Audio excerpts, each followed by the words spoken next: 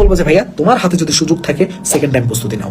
Second time প্রস্তুতি নিয়ে এই মানুষগুলোকে দেখাই দাও। জাহাঙ্গীরনগর বিশ্ববিদ্যালয় আছে, কোন বিশ্ববিদ্যালয় নেই? ঢাকা ইউনিভার্সিটি নিয়েও সেকেন্ড টাইমের জন্য স্টুডেন্টরা ট্রাই করতেছে।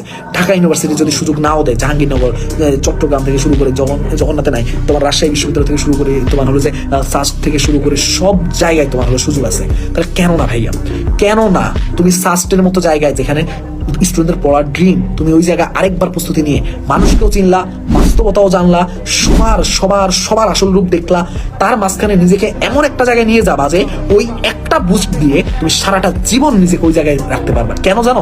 ওই এই কয়দিনে পরিশ্রম না, তুমি পরিশ্রম করা শিখে গেছো ভাইয়া, তোমাকে এখন আর কেউ দমাতে পারবে না। কারণ সেকেন্ড টাইম প্রস্তুতিতে একটা স্টুডেন্ট জানে কি পরিমাণ মেন্টাল প্রিপারেশনের মাধ্যমে সেকেন্ড টাইম জার্নি দিয়ে পার করা লাগে। ঠিক আছে? তাই ওইটা একবার যখন কেউ একজন শিখেছে ভাইয়া, ওকে আর কেউ দমায় রাখতে পারে না, ওকে আর কেউ দমায় রাখতে পারে না। ও যে ওইটা শিখে গেছে না, ওইটুকু দিয়ে ওই যে শিখার কারণে ও পুরা জার্নিটা পার করতে পারে। বুঝতে পারছো? এটা হলো সেকেন্ড টাইম।